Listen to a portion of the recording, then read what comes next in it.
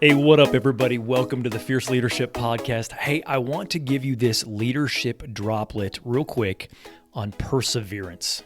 There's a danger in despising the war because it isn't the pasture, and we get to the pasture by way of the war. This is how it worked with the Israelites when they came out of Egypt.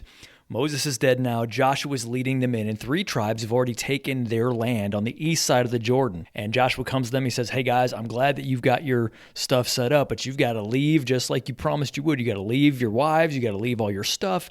You got to come help us win the rest of these wars, and then God will give you rest. After they win, they get to enjoy the spoils of battle, but not before. There's danger in despising the war because it's not the pasture. The way we get to the pasture is by way of the war. The inheritance and the battle for the inheritance don't happen simultaneously. First, they had to go fight for the land, right? This was a bloody war, like their real friends were going to die, like real hard stuff, real difficult nights, real trying to sew themselves up with whatever they could. Then they get to come back and settle in and enjoy the good fruits of their battle. And there's a spiritual principle for us there.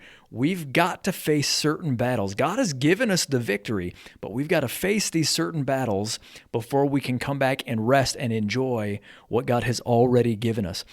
What I'm saying is it's important to always keep the vision in front of us, especially for when the battle gets really bloody and difficult. You know, back when we started the church back in 2009, it was a lot of awesome stuff, but like you might imagine with the church plants, there was a lot of hurt. There was a lot of disappointment that came over the years. There's a lot of things that didn't work out. There's a lot of folks that maybe felt like they betrayed you, so you got to resist all this resentment. Of course, now, things are pretty doggone good compared to when we started, when we didn't have much of anything. Today we're doing pretty doggone great comparatively. Hundreds of people have come to know Christ. People are being developed. Processes work. Of course, there were 27 that didn't, and those were hard days when you had to find out that happened. Years later, we merged with another church, and I got to tell you, man, that was the bloodiest season of my life emotionally that I can remember going through. It was painful.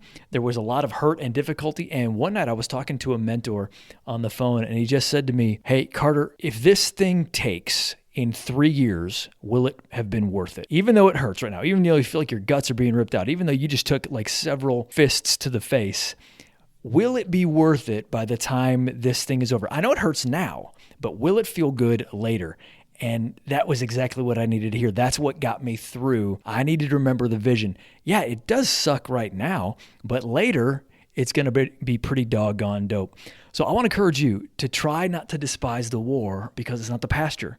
Remember, we get to the pasture by way of the war. God has made us to fight for that which he has already given us. Maybe you're tempted to opt out.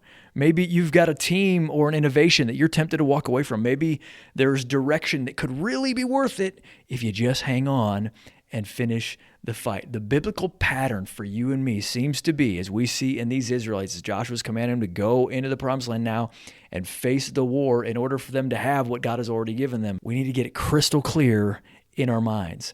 If we could fast forward, would this be worth the difficulty level? There's a danger in despising the war because it isn't the pasture, and we get to the pasture by way of the war. Let me pray for you. Lord, I pray for these leaders, for eyes to see the inheritance from the place of war without despising the battles in between. Crystallize their vision. Help them receive encouragement directly from your word and your spirit. Help them see you high and lifted up, giving them the victory, and shut every voice of discouragement in Jesus' name. Hey, don't give up now. Keep going. You got this thing.